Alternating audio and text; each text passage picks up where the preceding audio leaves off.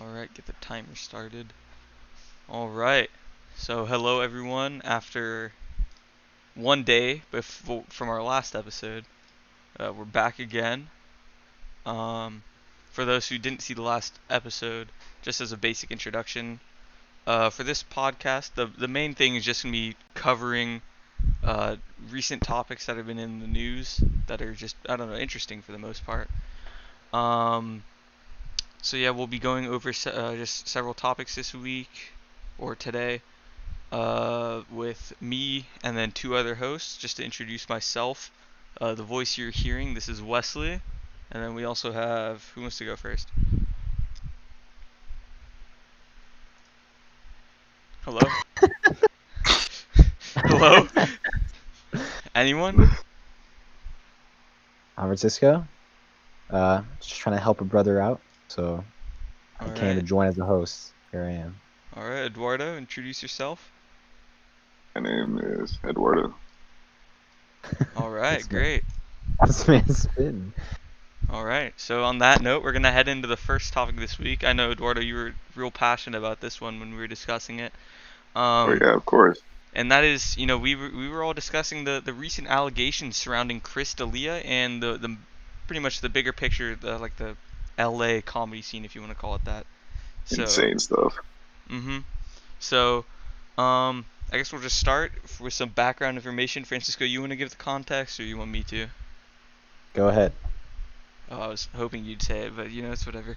Um, so basically, what all this information I'm getting from a YouTube video called from Beige Frequency. I'll probably link that or something because we didn't credit him at all last time, and we kind of just talked about his video. But yeah, so it's Beige Frequency's video and Chris D'Elia that we went over, and he pretty much cataloged the whole situation really well. Um, he's what started the whole spree of Chris D'Elia allegations that you might have been seeing like trending on Twitter for a while, and I guess eventually got into some news sources is people thought it was ironic that Chris D'Elia was cast as a pedophile in two different television shows. And so, first of all, big shout out to whoever casted him. They have a good eye for talent and experience. So, good on that guy's job. Um, and basically, after that, it all kind of took off, and people started releasing their stories that they had with Chris D'Elia personally and showing like the messages he was sending. And the weird thing is, Chris D'Elia was hitting up these underage women, and was very straight to the point about his sexual intentions he has with his female fans. And well, most of the time he wouldn't even verify their age, but when he would verify their age, they were normally all under the age of 18. And what makes the situation even worse is that when they tell him, "Oh, I'm 17, I'm 16," is he would wait like a year, maybe two, and then once they turn 18, he'd message them again. So yeah, Eduardo, what do you think about this? I mean, from the screen caps that I saw off the video alone, it's really nasty because he used language that girls that age would use, right? Like And he's saying "hey" with like five Y's. Wise. and It was weird. to give some, I guess some context. This man is 40 years old, and he's talking to women under half of his age, which is already quite weird behavior. But it's Chris D'Elia. Yeah, like let's let's see if I can pull up a screen cap of. He'd never see that. He never saw no as an answer. He continued to be persistent with his conversations with these underage women. Like Well, I this is mean, just yeah. one screen cap of what he was saying. Hey, I'm in Tempe. Let's hang. Smiley face. Hey, with five Y's. Smiley face at the end of the conversation. No 40-year-old man in their right mind would text anybody like this unless they're trying to act younger than how they are. But I'm pretty sure the women already knew how old he was. Yeah, what's another funny story, I guess surrounding the same subject is I know we didn't go over this, but there's a past comedian called Anthony Cumia, and he was probably around the same age range, around 40, and he was messaging another girl who was, I think, 16, uh, that like with the same language. So I guess it's just, when people, I guess older comedians, they kind of lose their touch with reality, and they're really just trying to get with underage women for some reason. Francisco, any thoughts? With the LA comedy scene, yeah, I feel like comedians in general think that they can get away with a lot more. Because, obviously with their stand-up, they could say stuff that normal celebrities usually can't. Like, they can crack jokes that are controversial that if any other person were to say it, they'd be canceled right away. So I feel Yeah. like with comedians, we could turn more of a blind eye with the things they say, and because of that, they feel like they can get away with a lot more with other things. Like we saw with Louis C.K. a few years ago, where Mhm. he was getting exposed for other sexual acts. What was it? I don't know. I don't want to get into it. Well, I mean, I can say what he did. It's a bit weird, but I guess we can just get to the reactions surrounding. I don't know if well, basically everyone surrounding Chris D'Elia, all the what's weird about the LA like comedy scene is they all have podcasts, and they all get other comedians to go onto their podcast and talk about boring things that they've talked about like 30 times on other podcasts. But what's interesting Mhm. is all the podcasts that featured Chris D'Elia have started vanishing. People are taking them down. They're trying to get rid of their kind of link they had with Chris D'Elia. So people are they're starting to backtrack, which is weird. Yeah, which I feel like most people do when someone who is in their circle gets exposed for something like this. They kind of want to just distance themselves, so people don't really think of them doing the same things. They're like, oh, I mean, if this person is doing one thing, maybe this person is involved too. Maybe they do the same thing as him. Mhm. So people don't really want to be under the same microscope as, let's say, Chris D'Elia. And I guess going back to him waiting a year or two is, I mean, that kind of begs the question of how does he keep track of it? Like, does he write it on his calendar? Like, oh, it's, this month next year. I think that's when I can message her. Mm-hmm. How is he keeping track of these like, and it's not just one. There's like probably more than like 20 accusations going against him. So like he's being very active with women. It's really weird because me personally, I've never seen stand up live. I've never seen an audience that watches like Louis C.K. Yeah. or Chris D'Elia or any of that.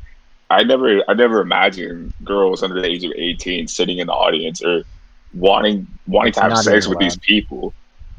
I mean, yeah, but why would they want to have?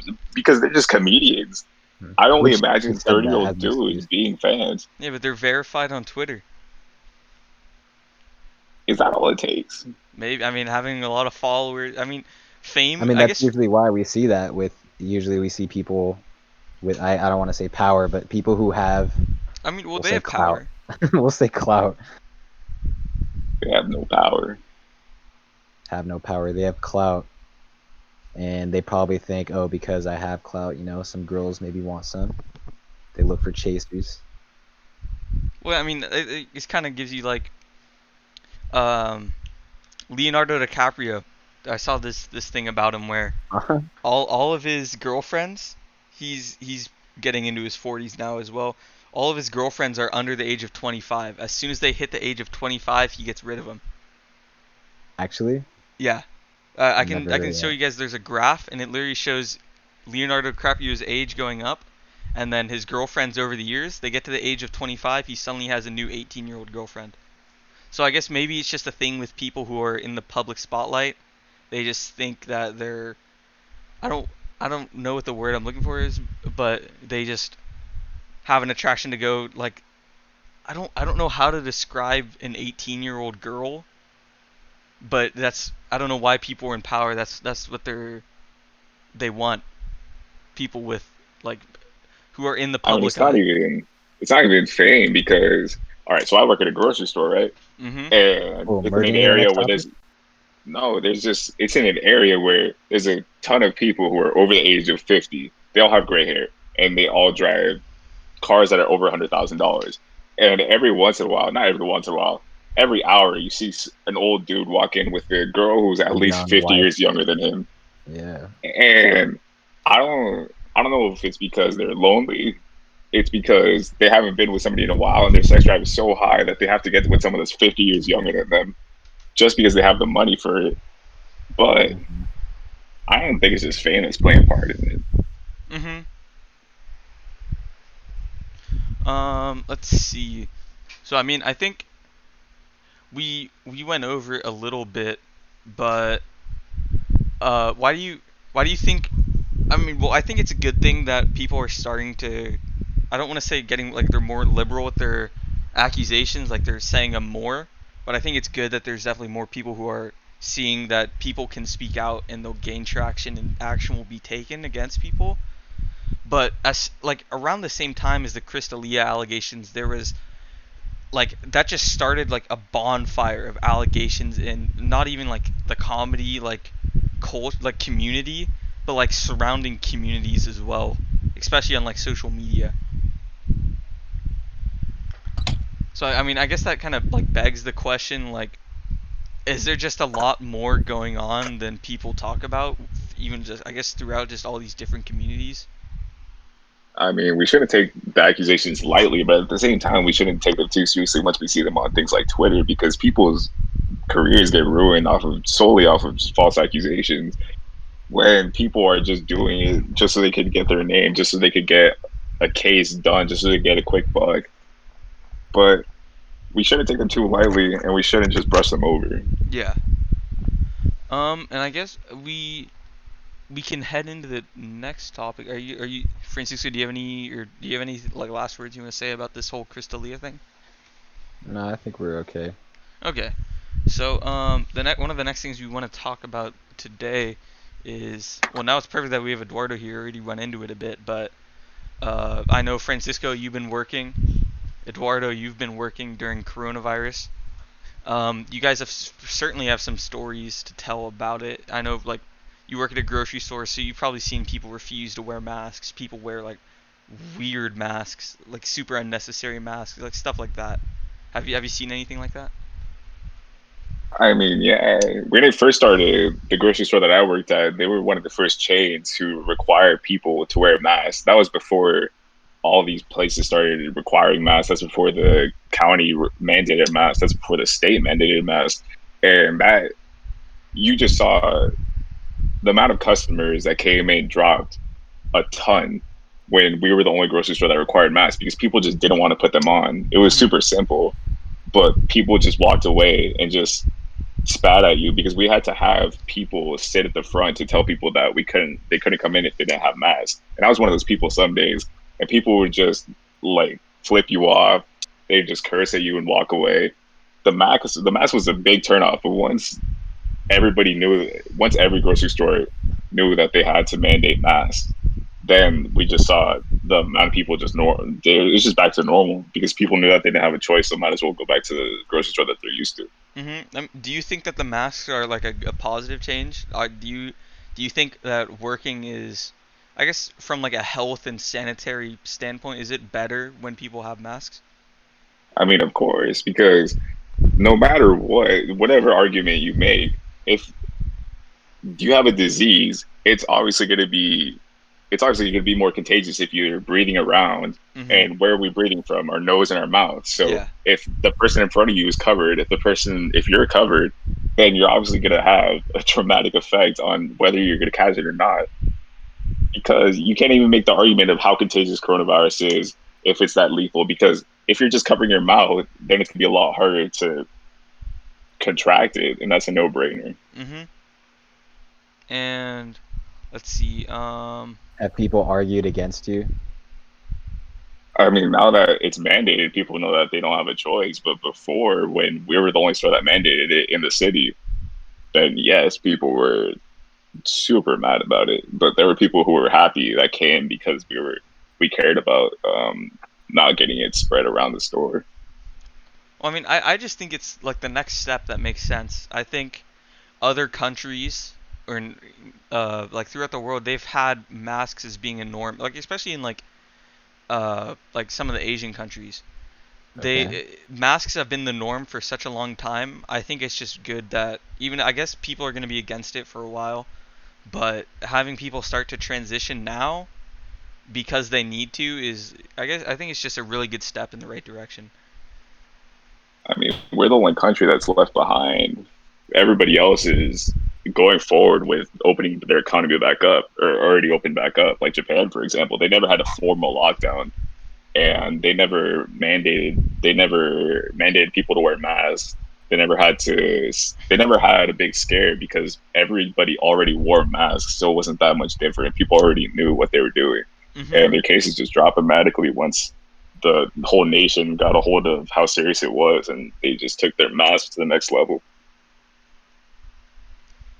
I mean, thanks to like Florida and random states around California, or not around Cal, but like around the United States, because as soon as people like I already saw like as soon as the masks were mandated, a lot of people weren't following. Like a lot of people just don't follow it, and as soon as the majority of people stop following it, you could already like the cases are just going up and up and up.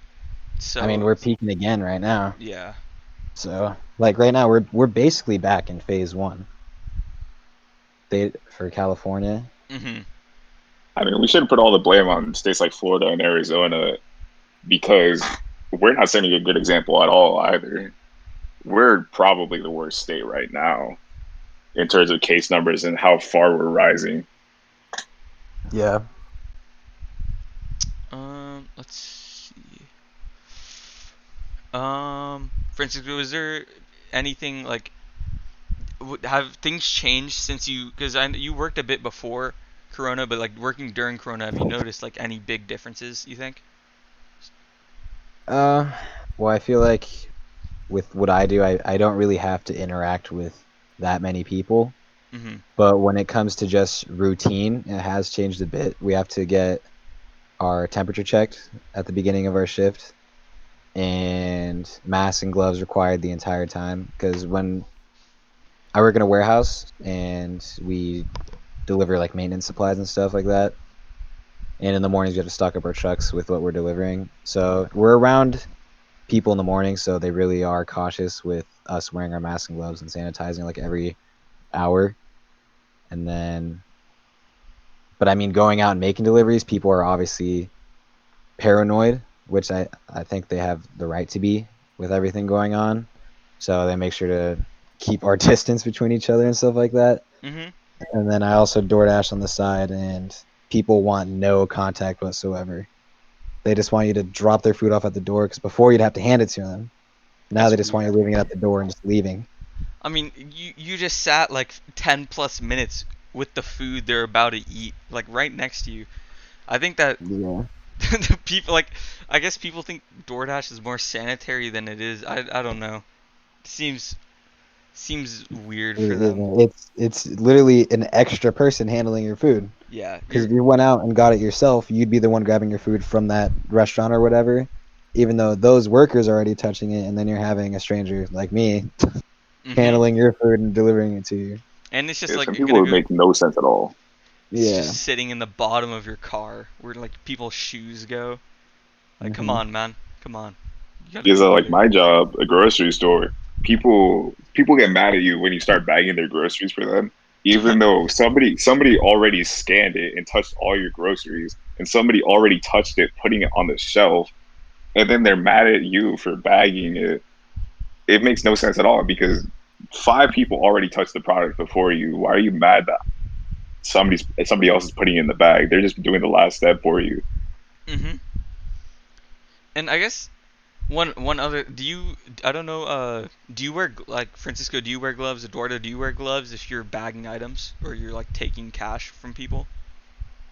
No, there was a while ago, the company made a statement that gloves are less sanitary than just make sure you sanitize your hands every once in a while. Because if you have gloves on and you don't change them out every 5 minutes, then the gloves are going to become a lot more dirty than just sanitizing your hands every 5 minutes. Mhm. Because Yeah, you have to change out your gloves a ton.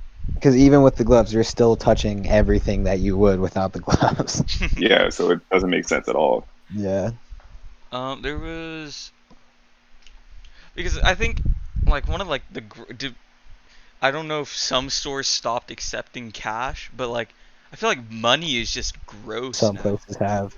Like Some money is places have. disgusting if you think like it's just going from person to person.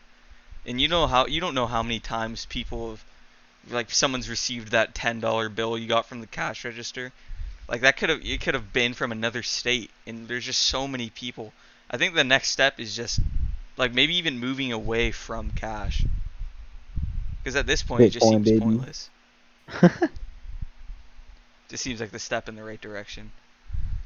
I mean, literally every bill in circulation has some traces of cocaine, which tells you how much is still left on the bill from the person who had it before you. I might have to check my money now after hearing that. Okay. I don't know if it's every bill, but I heard a statistic like that, like 80% of That bills. makes sense. I 100% believe that. There's definitely some fucking gross residue on your money. Not even just drugs, but other terrible things. Is there anything else you guys want to talk about? Like, I guess just surrounding the whole working during. I guess we could talk about because we both worked at Chick-fil-A. I quit right before the Rona hit. You quit a little bit before me, but how do you think if you were like seeing how things have changed working at your grocery store? What do you think would have changed working at Chick-fil-A during this time? I mean, obviously, you can't dine in. Yeah. And when you go through the drive through, you don't get it handed to you. You get it handed to you from a bucket. So you don't make any contact with the person. So I feel like the solutions that they came up with are so ingenious, but they're going to work. And I don't think anybody's going to get sick unless anybody in the middle or anybody in the kitchen got infected and spread it to everybody else. Mhm. So they're fine. No, yeah, they fast food places were really quick to get things moving again and get their drive-throughs open, their carry-out open as well. And I guess we can just head on to the next topic, and that is gonna be all three of us have all attended different Black Lives Matter movements. Francisco and I attended one, and then I know you and Francisco both attended one that I didn't. There was one thing I wanted to just bring up right off the start is when I went to the one it was in San Rafael, right, Francisco? Yes. So yeah, we went in San Rafael, and that's not like a dangerous area. It's not like an I don't know what to say. Like there's a lot of white people there, I guess is what I'm gonna say, and Predominantly white. I was surprised by the mix of the people at the protest originally.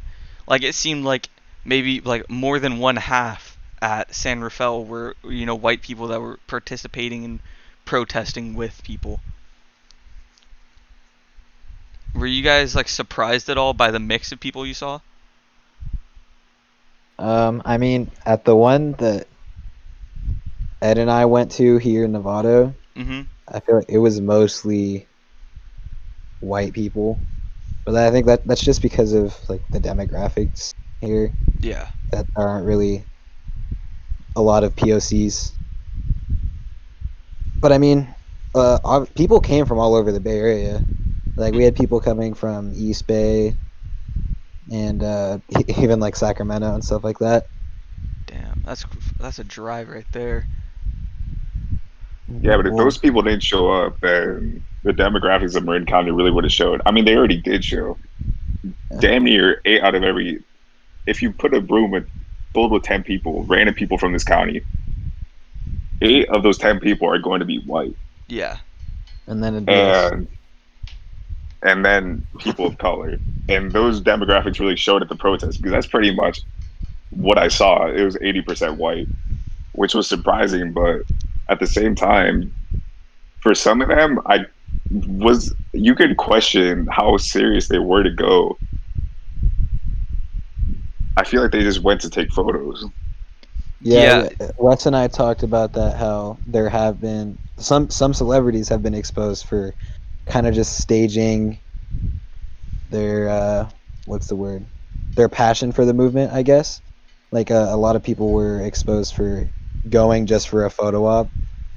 They'd pose for one picture and would leave right Yeah. away as soon as they got their picture taken. It's post it, say put like a Black Lives Matter hashtag, and that was it.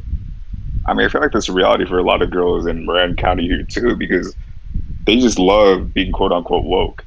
Every Mhm. movement that comes along, they just hop right on it. They post it on their story all the time. But do they make any difference? No, they just hop on to the next movement that's in the front of the headlines, like And turtles and school shootings and gun control and now Black Lives Matter. It's just a cycle, and it's just things that they just hop on one to the other, and they don't focus on one. They don't make serious changes. All they do is just use it to make themselves look like they know what's going on and that they're doing the right thing all the time. Yeah, yeah, it's because real. this. Go ahead. Go ahead. Go ahead. Oh, okay. Okay. Well, you go ahead. You go ahead. Okay, so I mean, it's one of the things that was going around was the whole Blackout Tuesday thing, and it's real easy to just post a black screen and act like you're an activist. It's real easy to repost a political Instagram story about something that nobody's really heard that's going on and act like I'm taking action. But in Mhm. reality, like the healthy thing to see about the protests is that people are getting out, people are willing to step out of their home and like go push for what they believe in to try and make change. But a lot of people will fake that they're actually like want to take action. Like back to what Ed said about some people viewing it as a trendy thing. Like Black Lives Matter it's not a new movement. It's been around, but because it's so huge right now people who have never spoken about it before at all, never even gave it a thought, are now riding the wave, acting Mhm. like it's new, acting like it's a trend, and are faking their support just to, I don't even know why, just because they see it as a trend. I mean, yeah, we live in an area where there's a ton of activists. It's super liberal. So, but like just a quick timeline of the movements that people hopped on. Just Black Lives Matter. Before that, women's rights, the Women's March for Their Rights, something like that in January, Mhm. and then climate Yeah. change. That was December. Was that Hey, you're then? forgetting that Saying, Trump protest that happened like a couple weeks ago though. I That was out of mean, those, nowhere. those happen. Those happen all the time. There was like a walkout right when he got elected. Then the next year there was another walkout, and then a protest, and No, then the that Women's was March. against. That was against No, Trump. you He's remember talking about the rally. yeah, the Trump rally. Sorry if I misspoke or I misnamed it. Yeah, But there was that tiny Trump rally right in the middle of the on the whole Black Lives overpass. Matter protest. Yeah. I mean, yeah, they're a minority in this county. I don't know what they were thinking, Yeah, but that Yeah, was out of nowhere though, that because really that I think was. that's more of like the older crowd here. Because with us, with people our age, or people are always posting about stuff that's happening on their social media, and yeah, but then we no one had posted heard on about. Snapchat and Instagram, and they were talking about setting it up on Facebook, which none of us use. Nobody uses Yeah, which Facebook, is and that's why where we're they're so setting it like. all up. That's why we were all surprised by seeing that happen, because we don't really think of where we live as being super conservative. Like Eduardo said earlier, it's pretty liberal county from what we see. Um, a lot of people tend to disagree. I think we live in a pretty liberal place, but it just caught everyone off guard. Everyone started posting about the rally, saying, "Show up, we need to fight against this." It really just caught everyone off guard, seeing like 50 people on the overpass with uh, MAGA flags and "Keep America Great" flags, stuff like that. Um, let's see. I guess just going back to the not the like the protest in specific, but just the movement in general. Um, I totally support what's going on, but the one issue and concern I have is I feel like there's just like a mentality of like you're either with us or against us. You're either completely in favor of all of these ideas, like uh, or you're not even with the movement. I could be wrong, but that's what I felt when I saw, what people were saying on Twitter, what people were saying on social media when they broadcast their thoughts on the movement. that you need to like follow all of these things if you want to really be with us? I mean, just for me, this is from a personal experience. I got called out for not posting anything. Mind you, I don't have Instagram, and on Snapchat, I'm not very active. I only post my personal experiences on Snapchat. I didn't post any of my activism on Snapchat on my story because literally nobody would care. They just Yeah. scroll right through it, and I knew that. Mhm. But on Twitter, which I have a ton of people who are in support who are on the same page as me. That's where I post most of my things. But I got called out for posting on my Snapchat of just me doing what I do on my story, and they called me out for not posting any Black Lives Matter or anything on my Snapchat. But nobody would have cared. I only have what do I want to say, like 200 friends on Snapchat. None of those people would have cared at all. But that person thought that I wasn't with the movement just because I didn't post anything for everybody to see. um, Francisco, do you have any thoughts?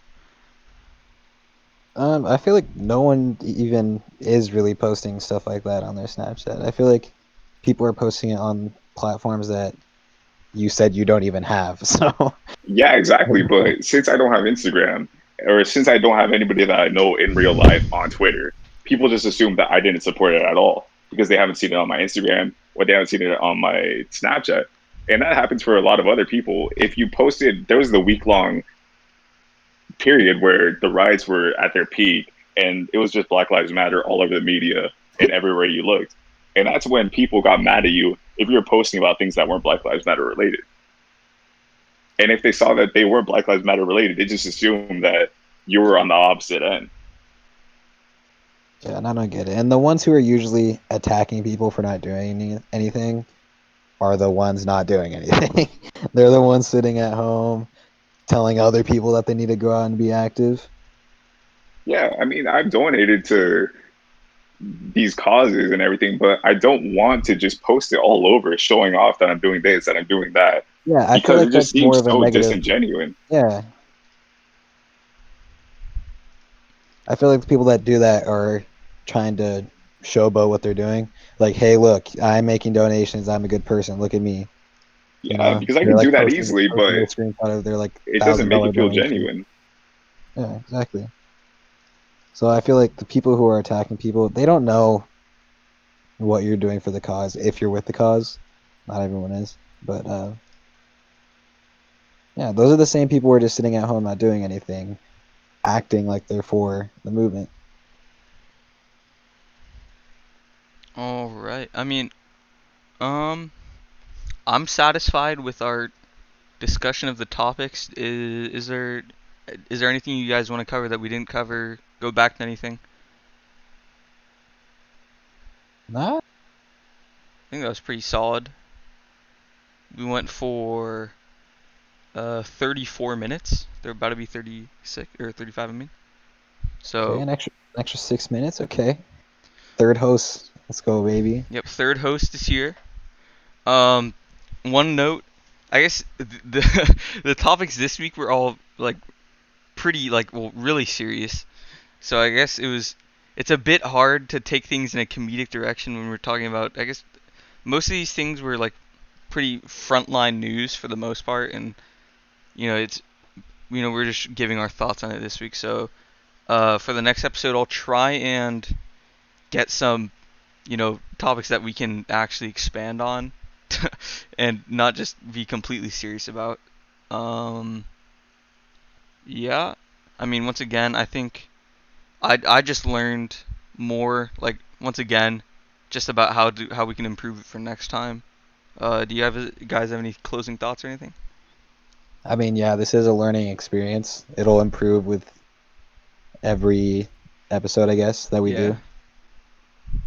So give us some time, please. Yep. Eduardo, anything? Nah, it was fire. Yeah. I mean, you heard it. You heard it here first. So yeah. Next week, maybe we'll come up with a title for this. But other than that, thanks for listening. if anyone is still listening, you're nuts. Yeah. See you later.